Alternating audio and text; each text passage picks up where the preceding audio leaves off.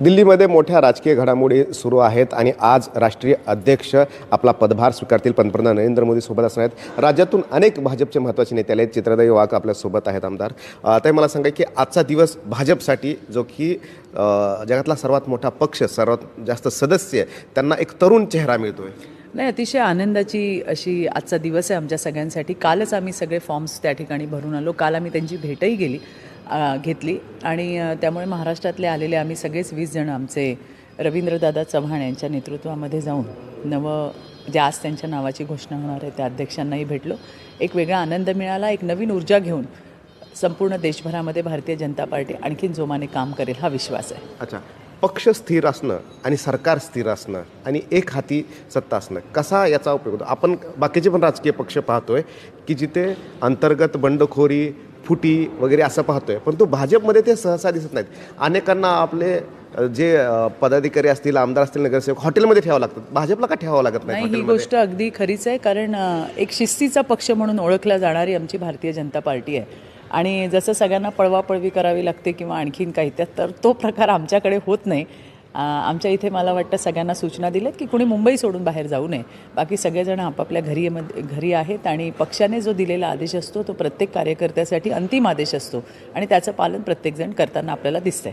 महापालिका झाल्या, आता झेडपी आहेत, दिल्लीमध्ये आलात, इथून पूर्ण आता आज पंतप्रधान नरेंद्र मोदी पण बोलतील, पूर्ण एनर्जीने जाऊन पुन्हा कामाला लागावं लागतं. हो, अगदी 100%.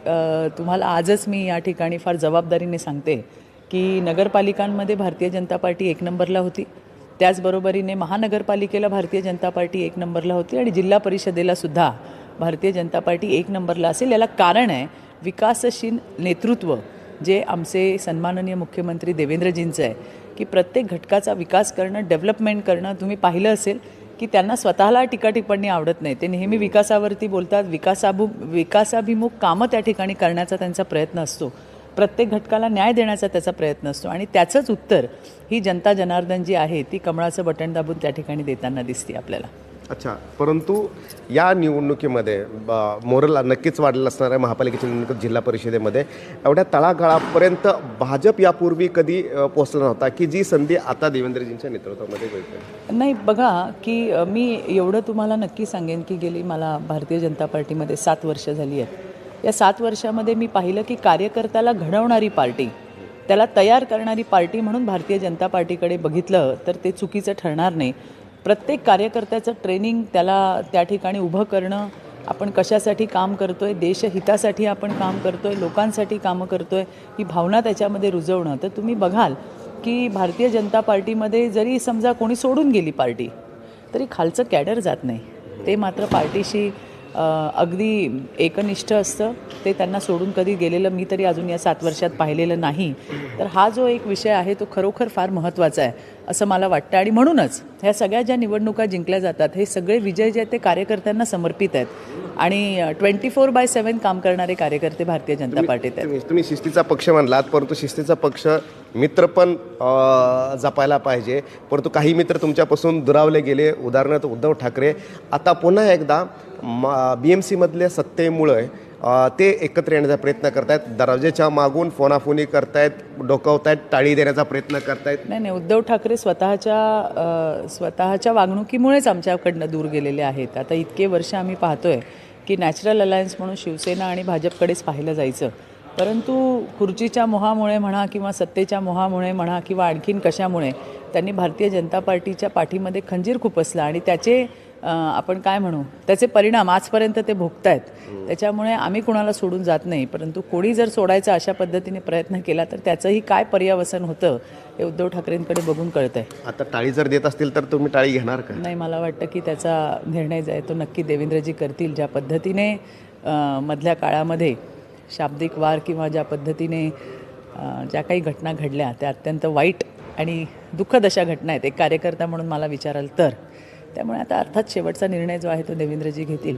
परंतु मला असं वाटतं की शिवसेना आणि भारतीय जनता पार्टी आमची जी युती आहे, महायुतीमध्ये आम्ही लढलो आणि आम्ही अत्यंत भक्कम आहोत आणि आम्ही आमचा महापौरसुद्धा महायुतीचा बनवू शकतो. का लागतोय ताई? त्याचं काही प्रोसिजर असेल, मला त्याबद्दल फारशी काही माहिती नाही. आम्ही सगळेच जण इथे आहोत. म्हणजे मुंबईचे अध्यक्ष अमित साटम पण इथंच आहेत आणि राज्याचे अध्यक्ष रविदादा पण इथंच आहेत. त्यामुळे कदाचित कुठल्या पुढच्या, आणि देवेंद्रजी पण नाही आहेत, तेही दावोसला आहेत, तर परंतु काही आणखीनही प्रोसिजर असू शकेल आणि मला असं वाटतं की येणाऱ्या दिवसामध्ये तेही होऊन जाईल. आज एकनाथ शिंदे यांच्या शिवसेना पक्षाचे पण काही नेते येत आहेत दिल्लीमध्ये चर्चा मला वाटतं उद्या त्यांच्या कोर्टाची केस आहे, त्या संदर्भामध्ये ते येत असावेत असं मलाही आत्ताच कळलं आहे.